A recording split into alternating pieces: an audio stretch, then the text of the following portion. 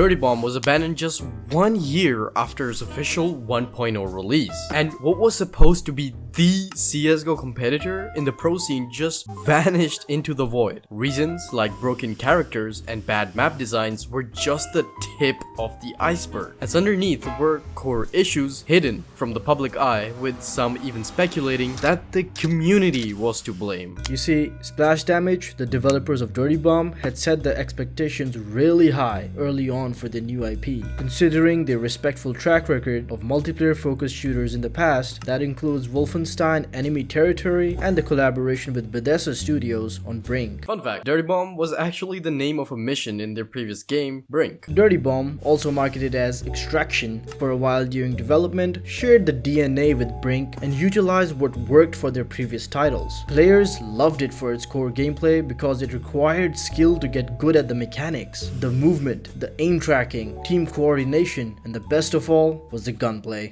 With an open beta launch in 2015, it immediately stood out in the FPS video game market as it brought the gunplay that people loved, and the game actually hit its peak concurrent players of 13,000 players on Steam. And to top it all off, it was a free-to-play game. Splash Damage had a clear vision to establish a long-lasting live service game that could compete in the FPS industry for years to come with its strong fundamental mechanics. Only if they knew how fast that vision would go blurry. Overwatch arrived in the market in 2016 and absolutely exploded in popularity, causing the hero shooter genre to skyrocket, with every developer jumping onto the bandwagon. This trend shifted something within the walls of Splash Damage because the new game direction slowly crept in, and before the community had even realized, the developers seemed to be on the driver's seat of that wagon. Yeah, take it away, Ernie. It's going to be a bumpy ride.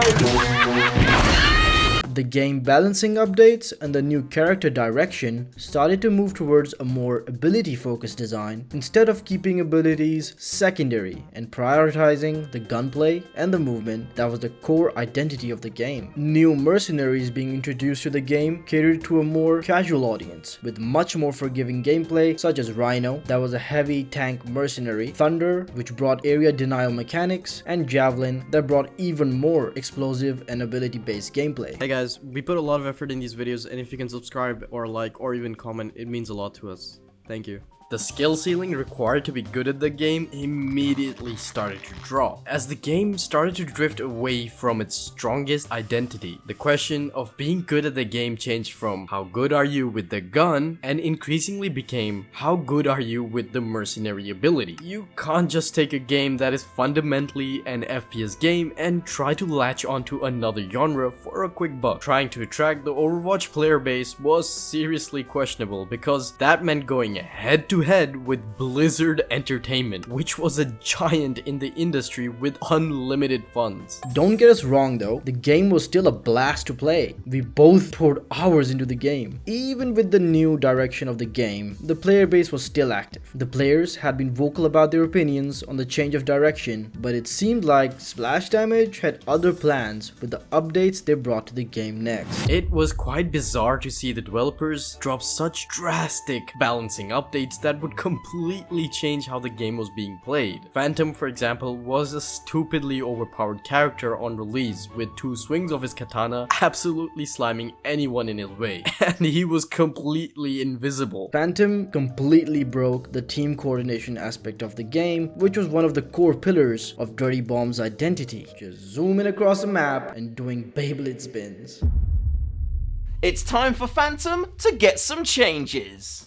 Woo woo woo! What did the devs decide to do? They nerfed him so hard that the community was now on the other end of the spectrum, complaining that he was too useless to play anymore. Such changes could be seen throughout the balancing formula from Splash Damage, with overpowered sniper rifles being turned into effectively automatic weapons, which was such a disconnect from what the competitive players actually wanted. It just felt like the devs did not want to spend time coming up with a solution that reflected the needs of the community, and instead Instead, it was more of a yeah, just get rid of it. Like literally. When newer players complained about getting stomped by experienced veterans that are queued up together, the dev just Thanos snapped the ability to party up with your friends instead of coming up with a matchmaking solution. And unfortunately, the gameplay direction change was not the only thing that made Dirty Bomb feel like it was fighting against itself. Outside of questionable gameplay updates, there was a bigger issue that loomed over the game: matchmaking, server quality, and performance issues. Sometimes it felt like you spent more time looking at the clutter of the UI in the menu, Which is a separate issue. instead of actually playing the game. The loading times were super long, and the client crashes were a cherry on the top. The server issues persisted for most of the active life cycle of the game, and even when the 1.0 release came later on, it was a disaster in terms of server stability. Playing on high ping became the norm for most servers, especially the EU or US regions, which kind of just kills off the incentive to play competitive mode in a game that requires such a high skill ceiling. You just can't play competitively when you shoot someone and the shot does not even register.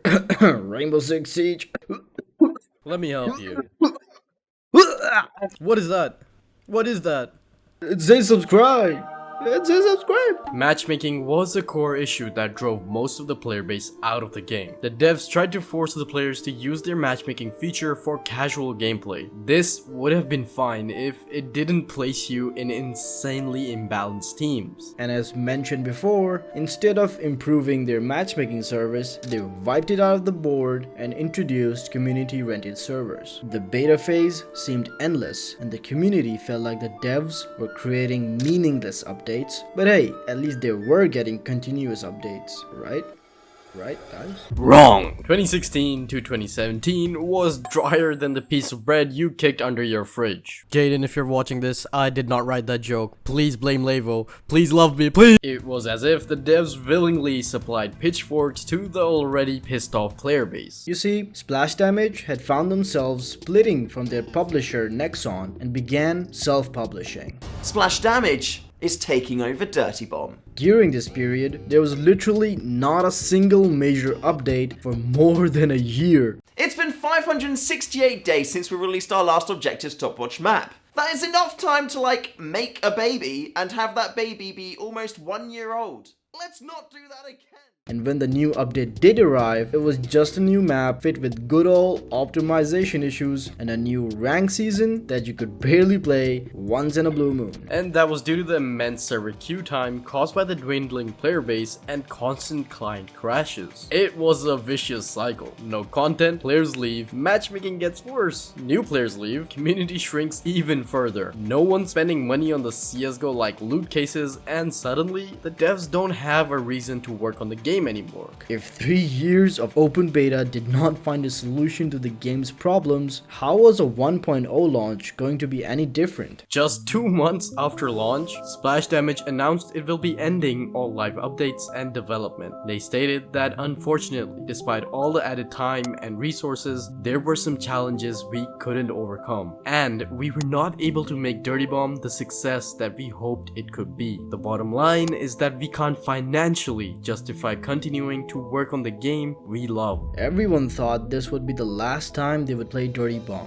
However, to their surprise, the developers had one last ace up their sleeves as a farewell gift that no one saw coming. Although Splash Damage shut down the official servers, they allowed the community to keep playing the game for years to come by giving permission to play on community rented servers. This shows that the devs really did love the game they had created, and the fact that it is still possible to find full servers to play on till this day proves that the community really wanted to stick around and see the game succeed. It all came down to economics that did not support a free-to-play model anymore. The developers essentially admitted that despite the additional time and resources invested, they couldn't overcome the challenges preventing Dirty Bomb from becoming financially sustainable. It is hard to pinpoint one single fatal problem that killed Dirty Bomb. Instead, it was a pile-up of problems over multiple years, from the gameplay having an identity crisis between being FPS focused or hero focused, poor gun balancing, technical problems and an aging game engine, microtransactions, content drought, and some people even point fingers towards the community itself being one of the reasons. reasons. But it begs the question, was the community killing the game, or was the game design creating an environment where the community behaved this way? Probably a bit of both. I mean, it is true that the players created try-hard strategies that would make matches miserable, like explosive spams, meta abuse, and creating a toxic environment that scared away new casual players, but there were also no actions taken from the developers to prevent that. Look at Rainbow Six Siege and its toxic chat and voice chat monitoring. I mean, it gets annoying sometimes, but the toxic chats have significantly reduced. Siege Glaze in this economy? Who would have thought? Splash Damage simply failed to find a solution to balance the fun factor for casual players and the skill expression factor for the competitive players. And just stop trying to be Overwatch. Just be Dirty Bomb, the game we all loved at first sight. Even to this day, Splash Damage could revive this game if they wanted to, because the community never left, the game just left them.